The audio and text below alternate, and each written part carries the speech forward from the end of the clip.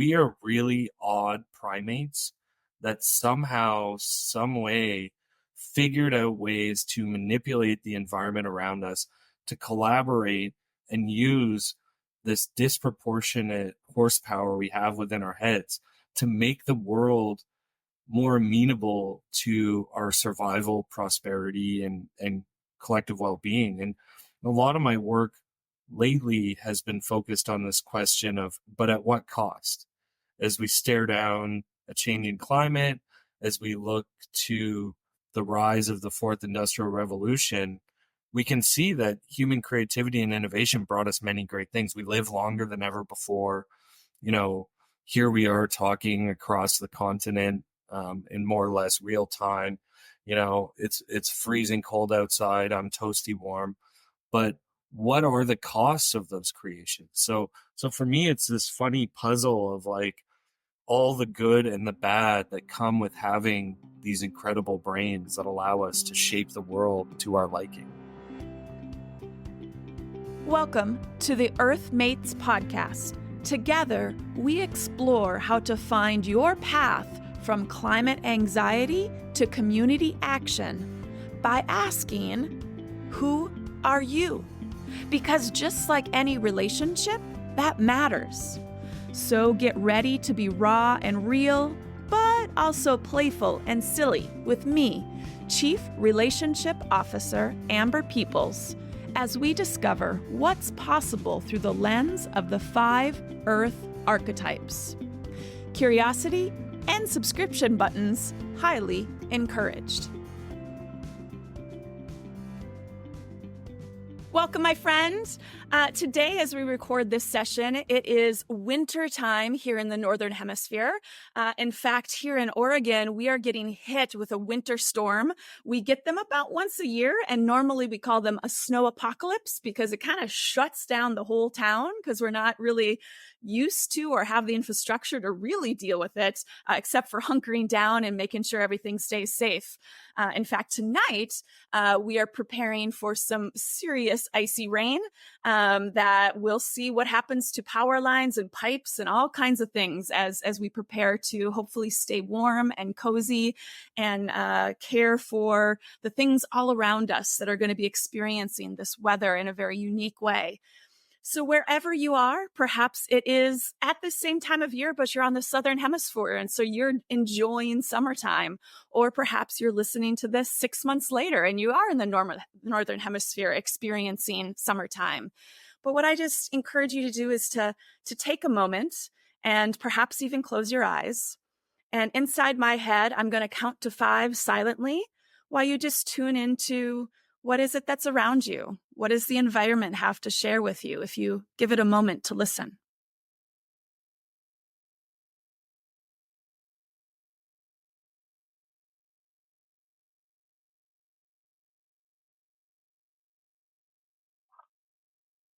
Thank you.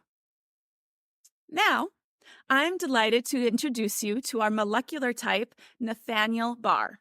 I met Nathaniel via LinkedIn after a leading behavioral science firm called BWorks, which Nathaniel is the scientific advisor for, released a fantastic report called Illuminating the Climate Era Mindset during COP28 in Dubai. It is a 37-page report that is designed and written in a way that practices what it preaches: creativity.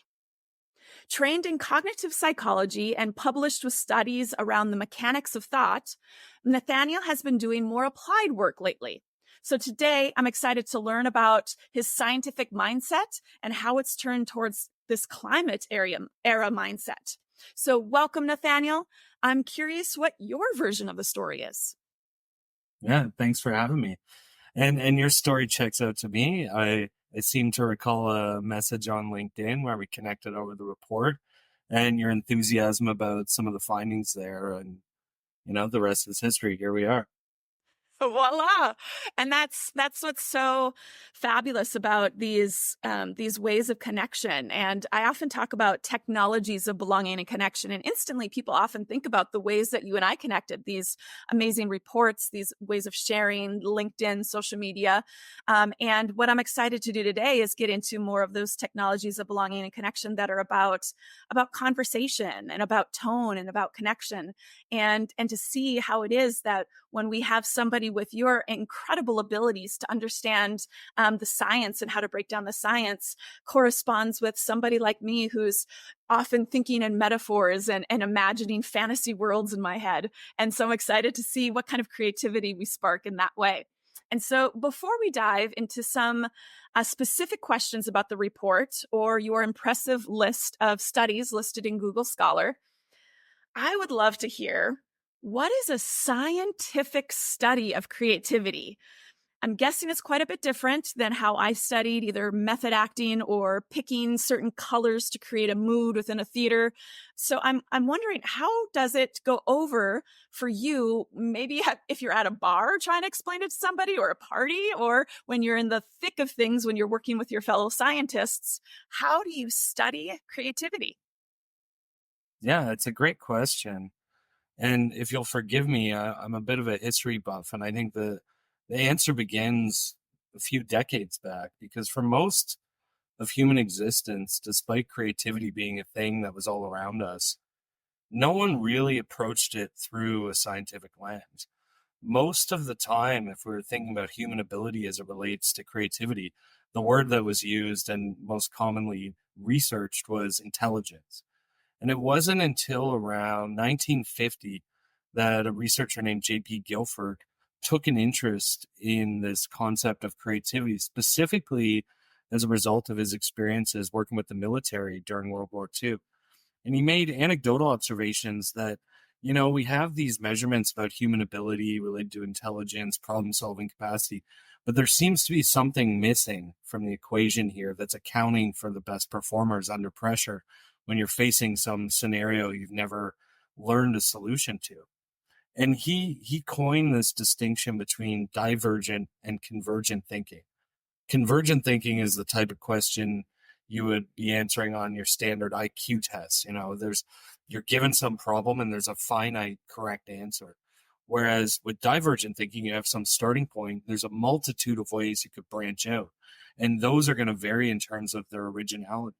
And so he gave an American Psychological Association address in 1950, which really was the catalytic moment for creativity research, where psychologists in particular took up the mantle to try and put something that had long been held to be ephemeral, perhaps mystical by many people throughout history, and then in turn was subsumed under this label of intelligence, on its own kind of pedestal and as a topic worthy of inquiry.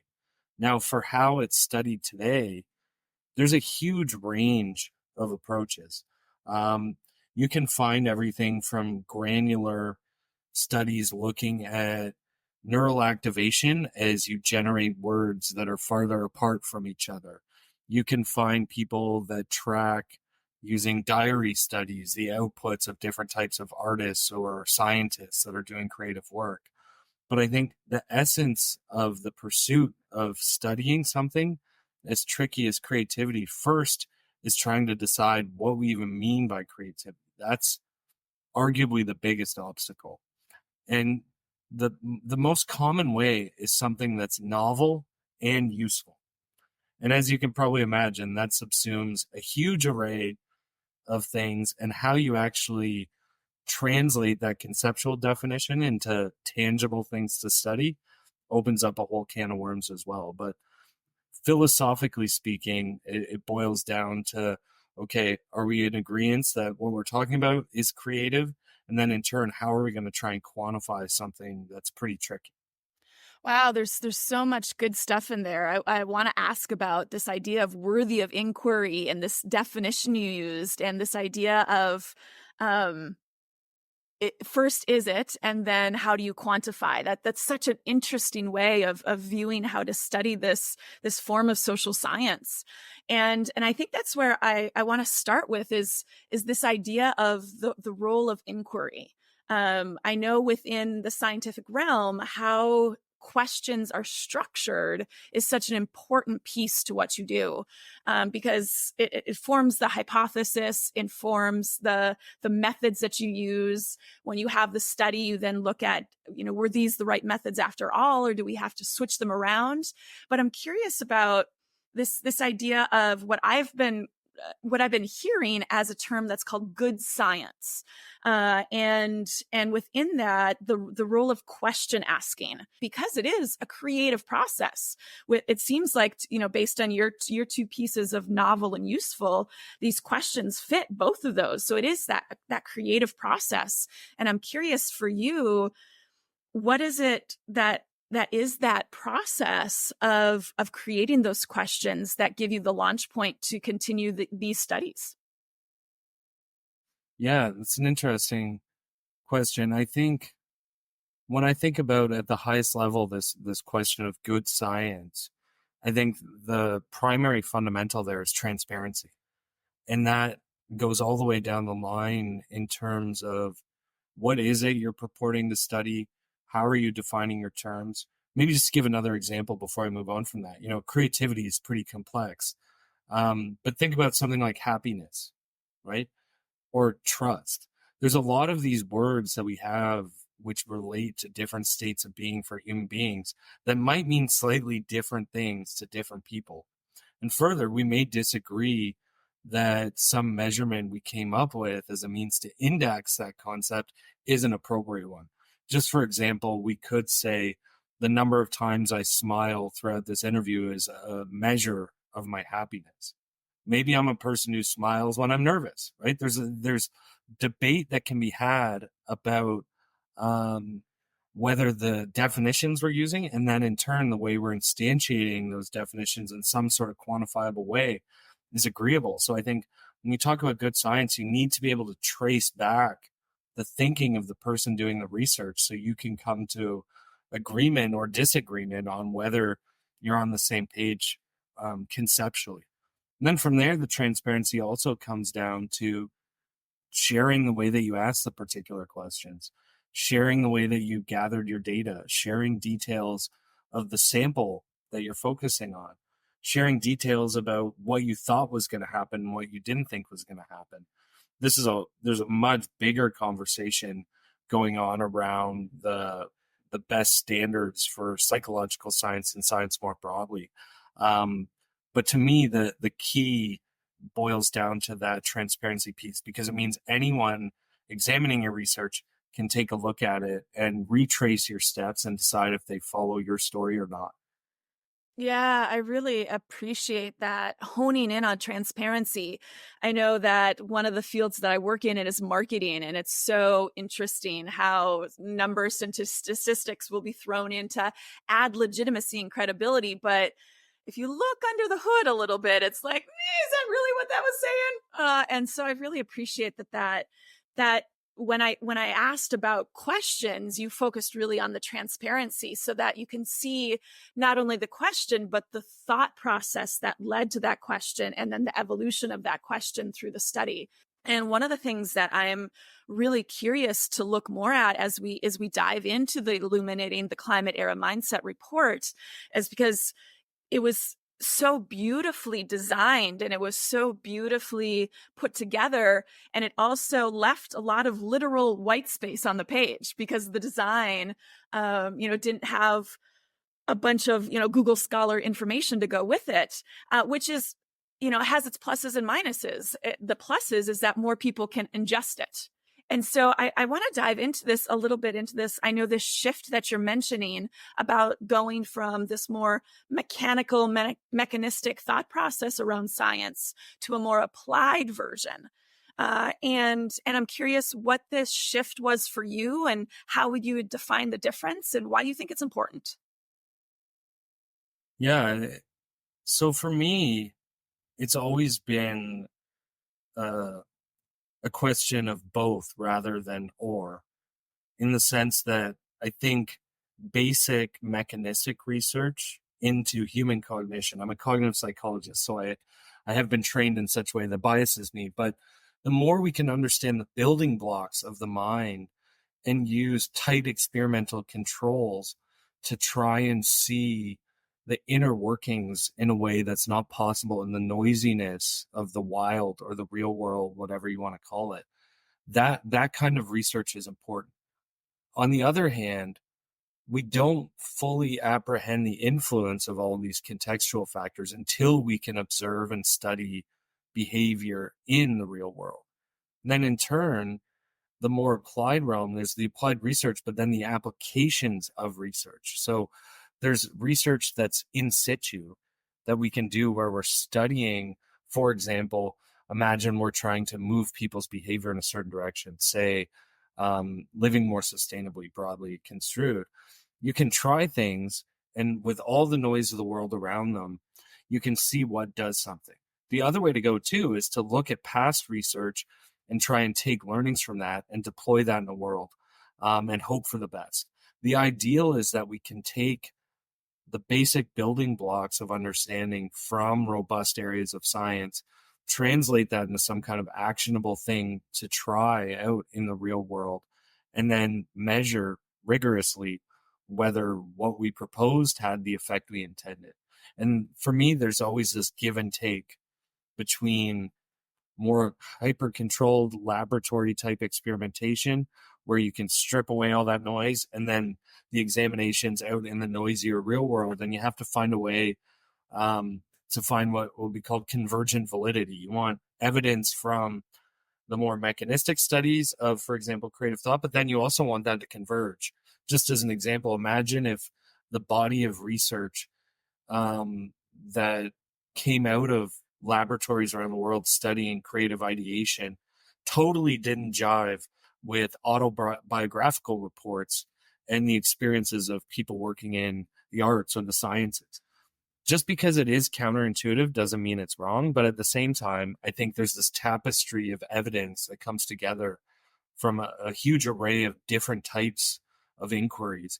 In fact, some of the leading researchers in creativity, for example, have argued that if we are to fully map out creativity as a whole, which is probably never going to happen, there's always going to be those dark spots of misunderstanding. But their view, we need a systems approach, meaning that we need to first recognize there's many different levels of analysis to look at any single thing that we're interested in studying. We need to recognize that many of us are speaking different languages. And so the step we have to take is to recognize that there's this broader system and then take steps to try and integrate that knowledge fulsomely. So for example, the authors, Hennessy and Amabile wrote this paper in Annual Review of Psychology, and they made a diagram with concentric circles where it's like in the very center is neurological or the neuroscience level, like what's happening at the level of the brain. Next, what's happening at the cognitive level or at the level of emotions. What's happening at the individual personality level as it relates to creativity. Then you can expand beyond to groups, small groups, what happens once you inject a group dynamic. And then you can think, organizations, countries, cultures, and then beyond. And sitting outside of that is this recognition that if we're to ever understand anything complicated, it's going to take a whole lot of people coming at it from a whole bunch of different ways, collecting data and observations of varied forms, and then thinking about what is that patchwork of evidence look like if we look at that a bit more holistically. It's tough, but it's fun and interesting. That's part of the reason I think that it's so fascinating to talk with somebody like you is that you do find the fun in it. And I'm curious, talking about this kind of this, and I love that you use the word systems too. That's a big piece of how I view what I'm doing and bringing people together is how do we have these different nodes and find the connections between them.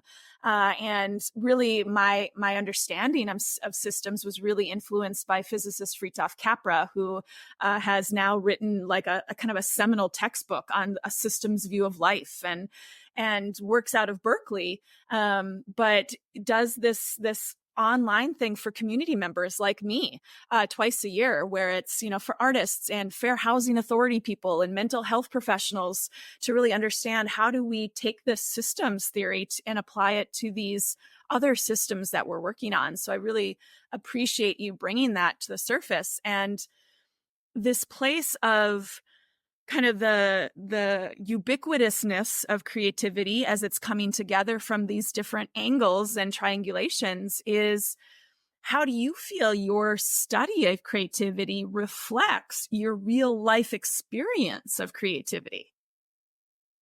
Yeah, it's a tough one too. I mean, perhaps as an example, I never really set out to study creativity, and I think serendipity is always a funny thing to think about in this sense. But I started out, I was working in the reasoning and decision making lab at the University of Waterloo, and we had done work on causal knowledge, how we come to know that one thing causes another. And I was also doing work on analogical reasoning and how we can process analogies. And I was interested in this in a somewhat simplistic way, arguably, where we're sort of looking at it from a complexity point of view. But it just so happened that Adam Green, who's now at Georgetown, someone's published a paper coding the very same analogies that we were using as the stimuli in our experiments as a function of how creative they were, how semantically distant, so how far apart in sort of meaning space were the elements of the analogies. And so my supervisor, Jonathan Fiedelsang, and I looked at each other and said, well, we better run this as a function of how creative these are. And sure enough, we found all these interesting interrelations between reasoning style and the creativity of the analogies. And so in some ways, I don't know that I ever had too much of a preconceived notion. It was more of a curiosity spawned by this serendipitous realization that we could look at the very same thing we're looking at through the lens of creativity. Intuitively speaking, I have many friends that are much more prolific than I in different sorts of arts and activities more stereotypically construed as creative. But I've also been around a lot of people who are very analytical and have very good ideas. So I think for me, the simplest answer to your question is that more than I'm interested in the genesis of a single idea or the creation of a single production or a piece of art, I'm personally just really fascinated with human beings generally. We are really odd primates that somehow, some way, figured out ways to manipulate the environment around us, to collaborate and use this disproportionate horsepower we have within our heads to make the world more amenable to our survival, prosperity, and collective well-being. And a lot of my work lately has been focused on this question of, but at what cost? As we stare down a changing climate, as we look to the rise of the fourth industrial revolution, we can see that human creativity and innovation brought us many great things. We live longer than ever before. Here we are talking across the continent in more or less real time. It's freezing cold outside. I'm toasty warm. But what are the costs of those creations? So for me, it's this funny puzzle of like all the good and the bad that come with having these incredible brains that allow us to shape the world to our liking. Yeah, that is talking about powerful questions. I think that is one that almost takes my breath away at that question, but at what cost? And that leads us really well into the Climate Era Mindset report. And as I was kind of peeking at the different footnotes within the report, there was one place where I saw specifically a report that you did back in 2018 brought up, and it's where they define creativity.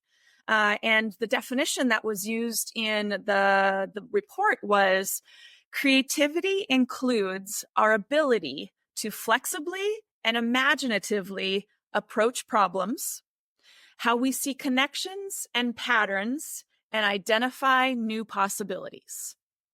Now, the report that that's based on is kind of interesting. It's like a 40-page report on exactly kind of the question at hand, which is how do you define creativity? And you brought in all kinds of different aspects and even kind of gave a push for looking at creativity from an executive function approach, in addition to a more intuitive approach.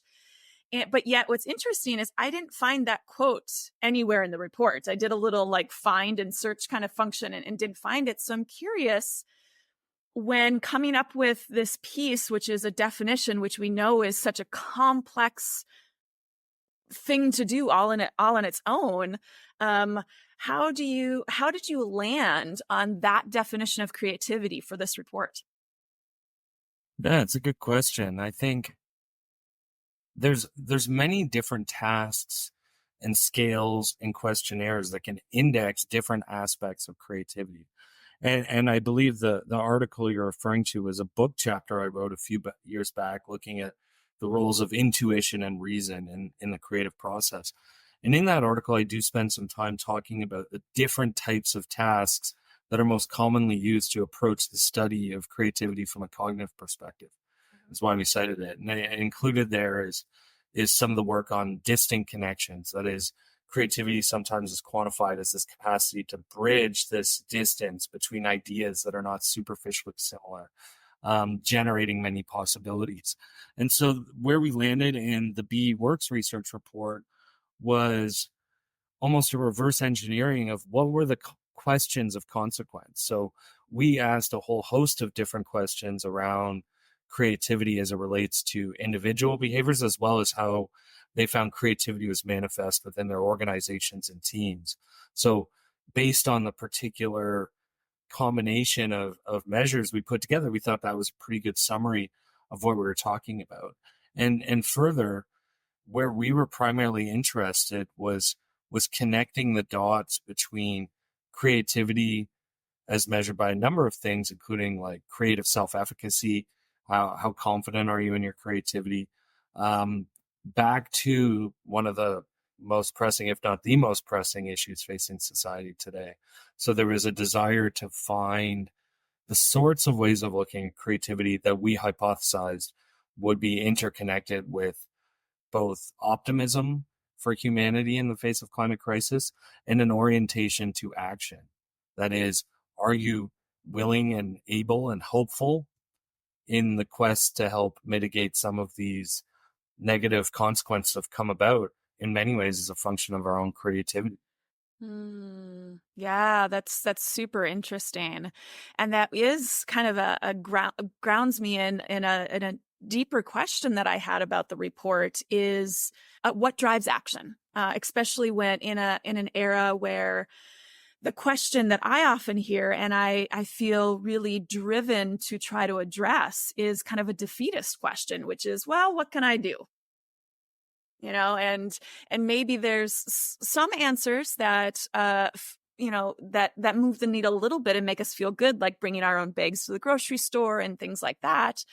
But underneath that, we know we need much, much larger choices and systems that will change. And so I find it really interesting that was kind of that method of inquiry, or what was worthy of inquiry, was this idea of what gets people to take action. And the fact that you first landed on optimism, because we actually jumped ahead when we went to creativity, because it first started with optimism. And I found that so fascinating, especially because one of the ways that I serve is there's this incredible organization called the Good Grief Network.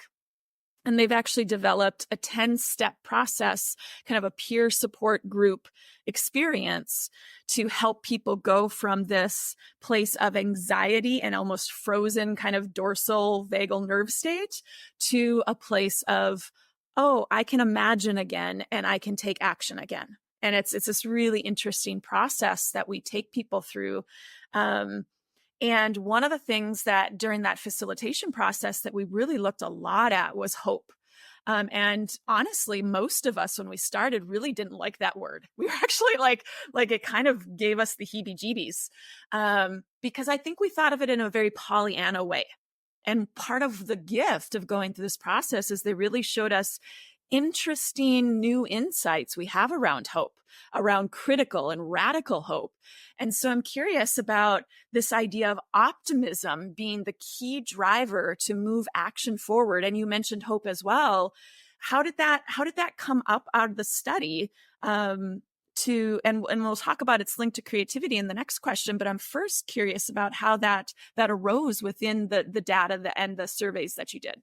Part of the answer to that question is a consequence of the collaborators on that report. So I'm an advisor at BE Works, where the team is largely comprised of behavioral scientists, which is primarily people with PhDs in psychology like myself, although we have fabulous designers, as you noted, who helped as well, and a variety of strategic thinkers. But we had a whole host of partners that helped us conceive and execute this work. First and foremost was the Q Collective, which is the partner. BWorks is a partner within the Q Collective, so includes firms like IDEO, Sibley, SY Partners, and a whole host of others that are that joined us at COP and are united in trying to find human-centered ways to address climate. So we had a number of stakeholders there that were involved. We also have partners from the Hakuhodo Institute of Life and Living, and Hakuhodo's a brilliant company from Japan that focused on this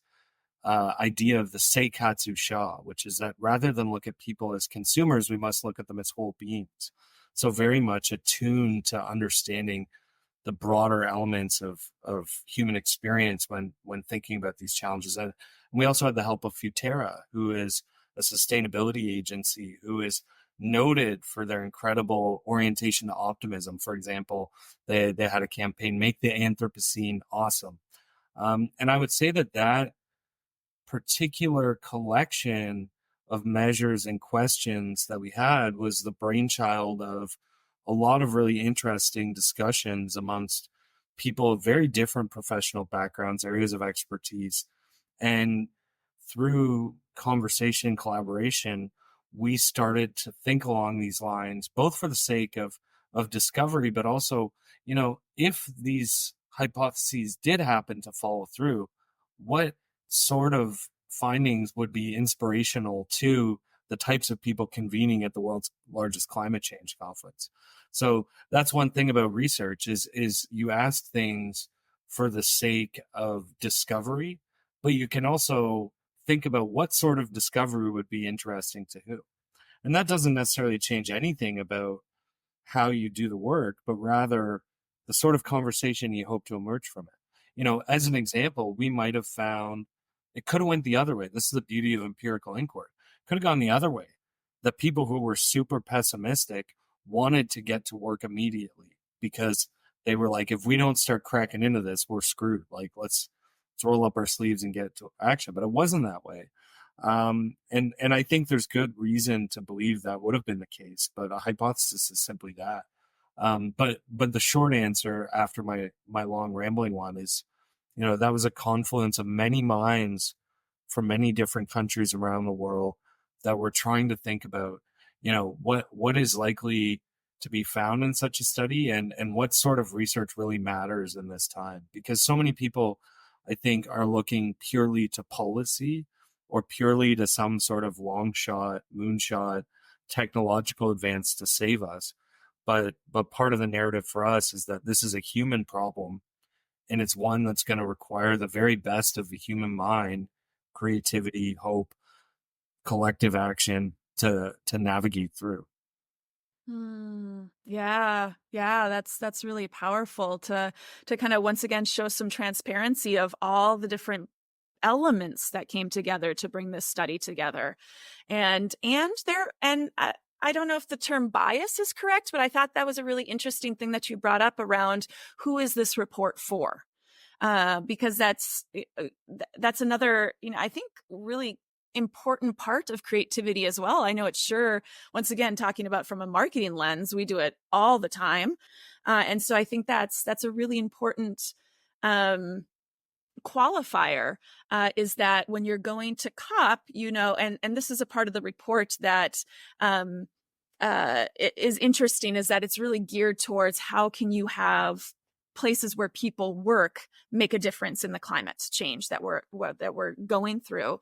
And that makes sense at COP because it's a business place, it's an economic driver place, it's a place where I think it really lives up to the phrase that I keep hearing more and more again, which is every job is a climate job, because we live in a climate. And so how can it not be? Just like every story is a climate story, because once again, we live in it. And if you don't have some mention of it, like it's science fiction because we're in it.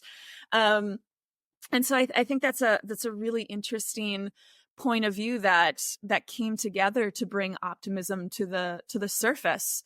And then what is really interesting, and with the magic of editing, I'm going to see if I can bring the plot graph up that you have of optimism and creativity within the report.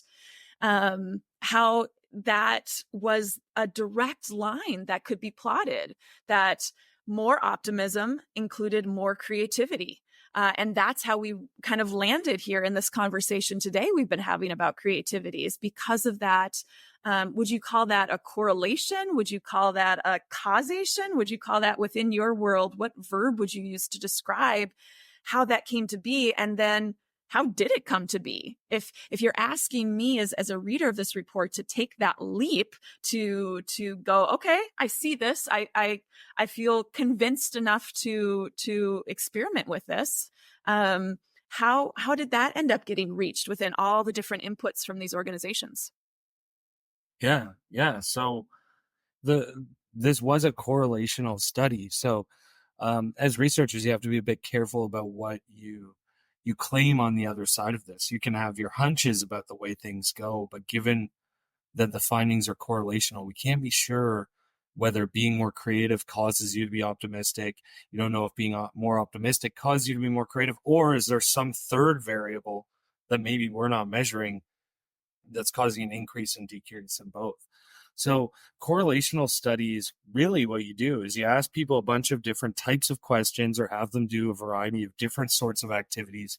And then you see with which people do things go up or down together.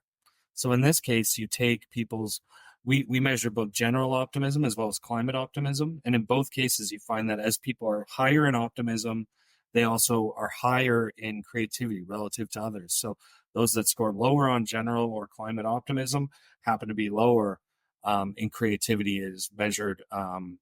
It gets a bit complicated stats-wise because we compiled a few different measures of creativity. But basically, that's the gist of it. As one goes up, the other does too across our sample. And we had thousands of people from different countries participate in this. So our sense was this is a pretty interesting and important result that's worth featuring prominently in our report. Mm. And how that correlation is through surveys. And so basically a well done set of questions that all these different kind of vantage points and organizations look at and give input on how to craft these questions was the foundation of this correlation. Is that correct?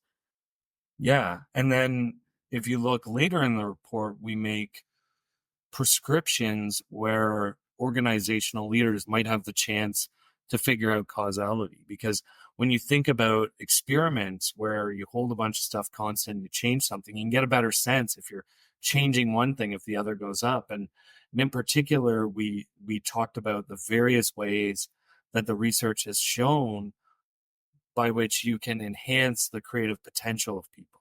So if you look at that and you say, okay, so if we buy the correlation as true, maybe one way this goes is that if I can facilitate the creativity of my employees, they might become more hopeful, they might become more oriented to sustainable action. Now, of course, that too is a reasonable guess given the current data, but we think there are so many ancillary benefits to trying to foster a more creative culture and environment within an organization that it's a win-win. There's direct benefits to your business, but there might also be these downstream effects where you're equipping your organization to be more finely tuned for addressing the climate crisis. People might be more willing to take the time and energy to think of ways that their typical day-to-day job might intersect with corporate climate initiatives, or intersect with other organizations and find partnerships or who knows what. But that was the logic, was that this correlation is suggestive that only good things will come if you can try and take steps to enhance the creativity of your organization. What's curious about the steps that you kind of just took us through there and kind of the purpose of the report is almost bringing us back to the beginning of the conversation, which is you had this more mechanistic ways of getting at the study and asking the questions and having the survey. And then the final part of the report, the suggestion of the report, moves it into this applied science way of, hey, this is what we know. This is what we suggest. Go out there and try it. Go see how this helps. And even if it doesn't help in this particular way, there's a lot of really good information here that's going to help your organization. So it's worth giving it a shot and seeing what happens. And I find that really fascinating. And there were both within the report, both 5 characteristics to try to cultivate, as well as 3 questions for leaders to ask themselves. And I thought that was a really interesting double way of looking at it. And the ones that I recorded were the 5 characteristics here in my notes. And for the sake of people listening, I'm going to try to kind of read them relatively quickly. And the question I have for you, Nathaniel, after I'm done with that is, which one surprised you? Love to kind of hone in on one of them once I read all 5 here, which are, number 1, collaboration between coworkers. 2, risk-taking. 3, innovation. 4, supportive hierarchy. And 5, organizational support. So I'm curious, of those 5, Nathaniel, which one kind of pops for you for some reason? In my role at Sheridan College, I teach courses that are designed for people from any degree program across the college to try and learn about creativity and innovation and enhance them. So full disclosure, I certainly know the papers those are drawn from, so I wouldn't say any surprise me.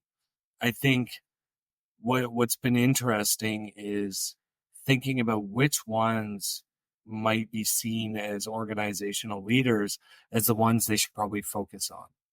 And for me, that's a process of discovery through talking to people about this research. I would say, maybe the hardest one to get right, another way to look at this question, is like, what does collaboration really look like?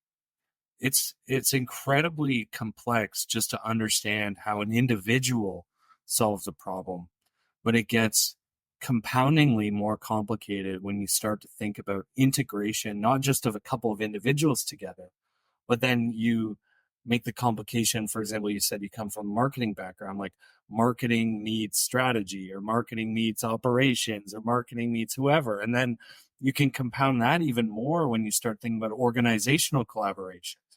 A lot of the research I do at the college looks at or features industry, academia, nonprofit collaboration, sometimes public. So I guess where I'm going with this is that while we offer some prescriptions, there's quite a lot of exploration, experimentation, and reading and doing and trying that's required to figure out how any of those pieces of advice fit within what an organization is currently doing and how they can orient their efforts to do better on anything.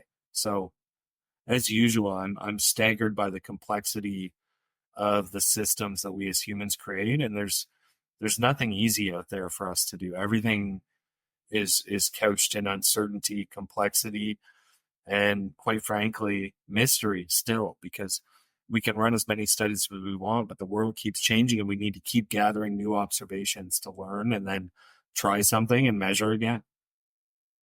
That's something that continues to really intrigue me about how you work, is that you really value this role of definition and how critical it is to get people converging towards solutions, but also feel really open to this idea of kind of the more applied side of things, of all the different inputs and all the different complexities that go into it.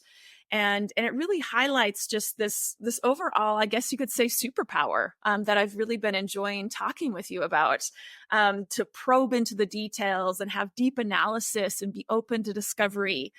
And now this is a part of the conversation where we go a little bit in a different direction, where we look at, well, okay, if these are our superpowers, there's often some kryptonite somewhere in there. There's something that is more challenging for each of these different ways of kind of viewing the world to understand or to experience. And there's a couple that I'm going to just ask you, and you can choose, what feels safe for you to share and be vulnerable about or not, or perhaps talk about ways that you've seen it within your students or within others, that are more the ways of how can people with different points of view really support you as you work through elements that are more challenging in regards to how you view the world. And some of those can be sometimes when you're really zeroing in. Do you ever, miss the forest for the trees as you're trying to really identify, that one little piece on that bark of that tree? Do you miss this larger, amazing ecosystem that's around it?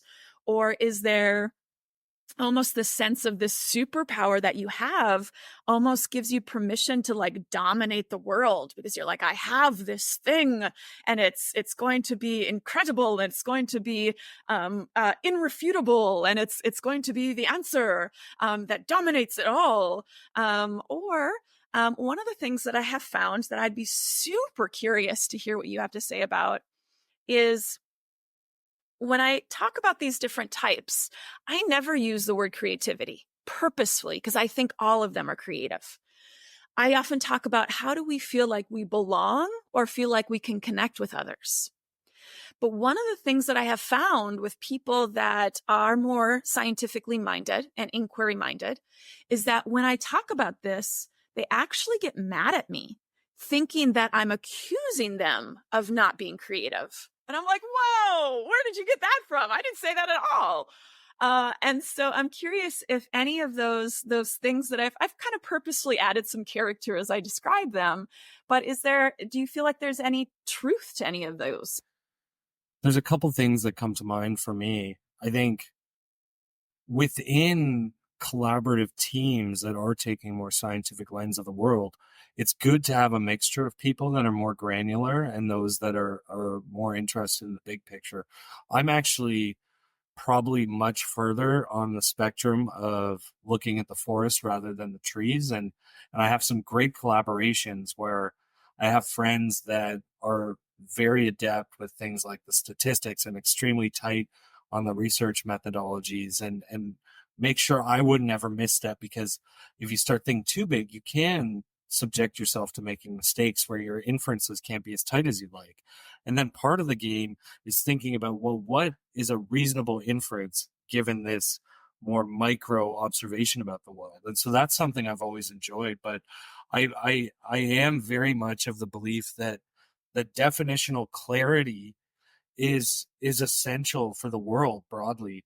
To paraphrase, I'm not going to get it exactly right because I don't have it before me, but there's a quote I like by Willard Van Orman Quine, who is a philosopher of science, who said something along the lines of, the less a science has advanced, the more its terminology rests on an uncritical assumption of common understanding.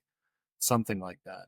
And what he means by that is that the longer people focus upon a singular sort of concept, the more definitional and terminology clarity naturally evolves. Think about the word creativity. It means many things to many different people. And if I seriously want to affect change in the world, going to the applied thing, we need to have some sort of common understanding about what it is we're trying to change. And in my experience, you can't even know if you changed it if you don't have some of that precision, because you're not going to be able to effectively measure the change you want to see in the world. And so often the history is riddled with examples of well-intentioned people trying to accomplish something, but it not going the way they wanted. So based on my read of past social causes and all these things, it's imperative we have that precision and then in turn some measurement, because otherwise there's a lot of people, you can arrive at completely opposite uh, strategies for changing the world for the better and have good logic behind it. But, the data will show you what was important.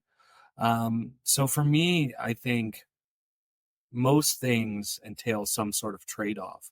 But I'll mention one piece of research that I think is really important for the type of work you're doing with this series, and that speaks to your question, is Mihai Csikszentmihalyi is one of the more prominent creativity researchers that's ever lived. Pioneered the concept of creative flow, did some really interesting work around sociocultural theories.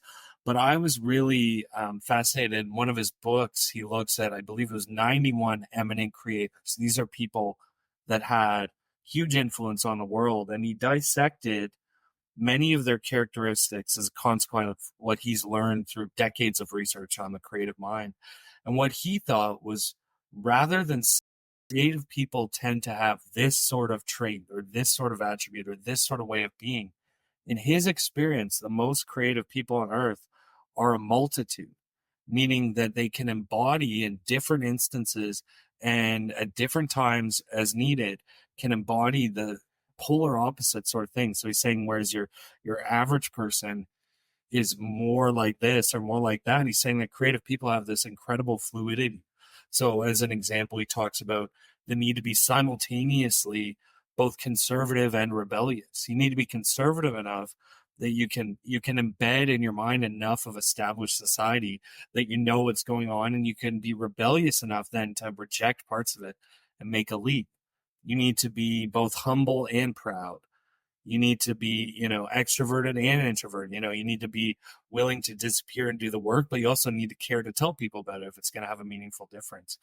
And so that really resonated with me in the sense that when I think about myself and people around me, it's never the case that even if you have a disposition to think a certain way, that you can't pause, self-reflect, and embody a different way of viewing the world and adopt that perspective as needed to garner a bit more fulsome and wide-ranging view of both the challenge at hand and the world around you, and also appreciate all the other people have, different experiences, different ways of processing information.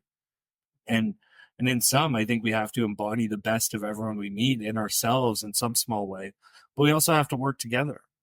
I surely have my weaknesses, and, I overcome many of them by virtue of working with people that are smarter than me, more emotionally attuned than me, or whatever all these other things are. So, yeah, I mean, we're all this weird collection of electrochemical systems that allow us to be whatever it is we are. But the cool thing about being human is we do have, I think this gets a bit philosophical, but like, we can adapt and do what we need to do to work on the problems that matter.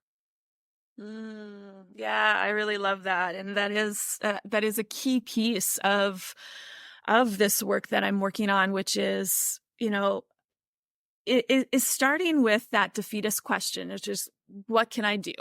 And then answering it with, well, who the heck are you? Like, let's start there. Because what I can do and what you can do might look slightly different.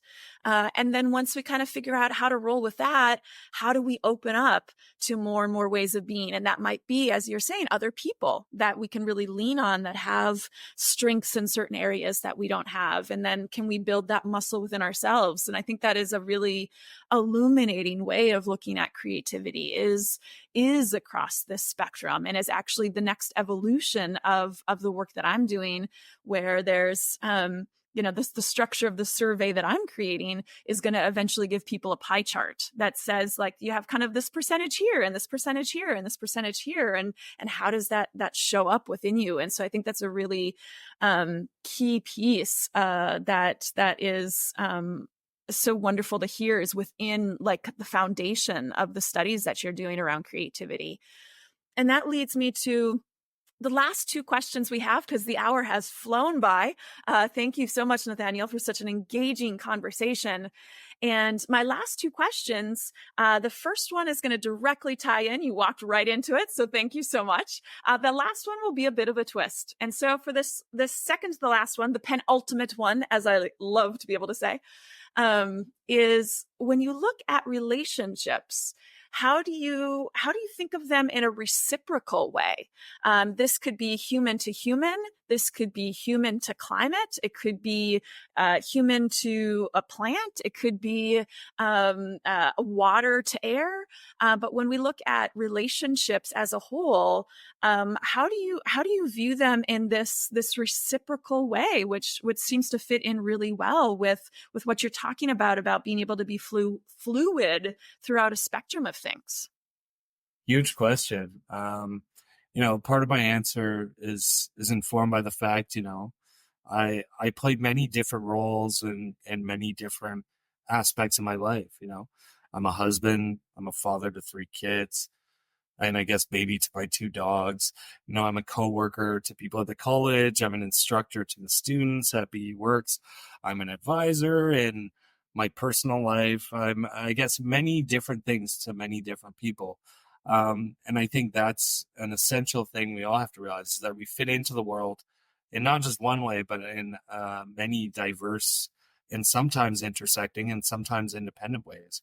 But if you cut to the core of it, I'm simple, is that, I do believe that old cliche, you get what you give. And if you're very much focused on the transactional and always concerned about getting a return on your investment in time or energy or all these things, you're, to borrow from your phrase, you're missing the forest for the trees. And at least in my personal experience, and I've been a very lucky person in many respects, but if you just do your best as it relates to both your interpersonal and professional relationships and give what you think is appropriate and a bit more, good things happen to you. So my philosophy is just do what you can for other people, and it usually comes back in an even bigger way.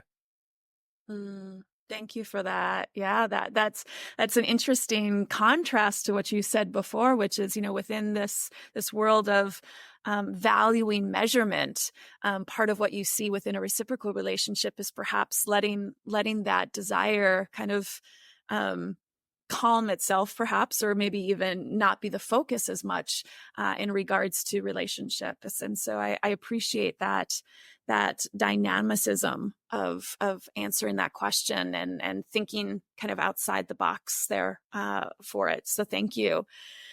And as we wrap with this very last question, it's going to be a place for you to tell me something, which is, what is it something that you wish I would have asked? What is something that I missed? Something that is more personal to you or more in depth in the research, or something that came to mind that I went a different direction when you thought it might go a certain direction? What is something you wish I would have asked? That's tough. I don't know. I've enjoyed our conversation. I think where my mind has been a lot lately that maybe didn't come up as much is this confluence of the human mind, emergent technology, and how we manage the essence of our creations. And this came up a little bit, but I've spent quite a bit of time reading about existential risk. And then in turn, what is the mindset needed to take the steps to mitigate large scale existential risk to humanity? And it's funny because we did this work around optimism, and I'll confess, and something I don't think I've said so far, is that I vacillate. Personally, on one hand, I think human beings are an unending source of inspiration, fascination, and admiration for me. But at the same time, I'm staggered by, in some ways, the absurdity and of the complexity of the systems we've scaffolded together that our collective existence stands on. And in many ways, the further we go in terms of building our own realities on top of that first order natural world, if you can call it that, the riskier things get for us, but also the easier things get in many ways, as we started with. So I guess maybe I'd just leave off by saying, where I sit on the optimism versus pessimism continuum is very much in vacillation. And So I may perhaps not be optimistic, but I try to remain hopeful is where I think I come in. And in some ways that's out of a responsibility I feel to my children, those around me, to not just be devastated by some of the challenges we collectively face, because there's the climate crisis. We're looking at massive socioeconomic disruption, huge technological advance that's upending work as we know it. Humanity has a lot going on. And, the question for me in some ways is the mind that was smart enough to create all these problems through innovation also have what it takes to unravel some of that mess and get us to a place of shared prosperity and security? I don't know. I'll keep working and we'll see. Yeah. Yeah. It seems to come back to that question that stood out to me earlier in what you said but at what cost? It seems like perhaps that's a driving question for you as you try to answer the question in a way that points us towards a future that really inhabits a creativity that is in our best interest. Because maybe, yeah, as I say that out loud, I'm realizing perhaps in all these amazing ways that you look at creativity, you can see how we've used it in ways that have hurt us and of ways that have helped us. And that insight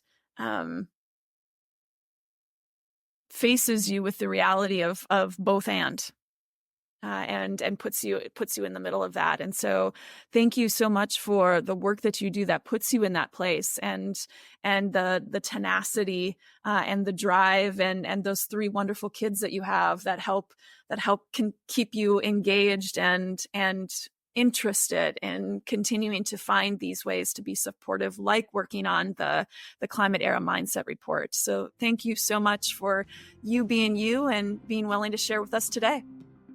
Likewise. Appreciate you having me. Definitely. Hey, Earthmate. How did that episode resonate? Did it stretch you, inspire you, or perhaps irk you? I'm here for it, so please reach out. Besides the socials, we have a community to practice with on our website, eartharchetypes.com, where more Earth archetypes can guide your path and become dear friends. A great place to start is the quiz to discover your type. Oh, and on your way, I'd love for you to hit the subscribe button. See you again soon.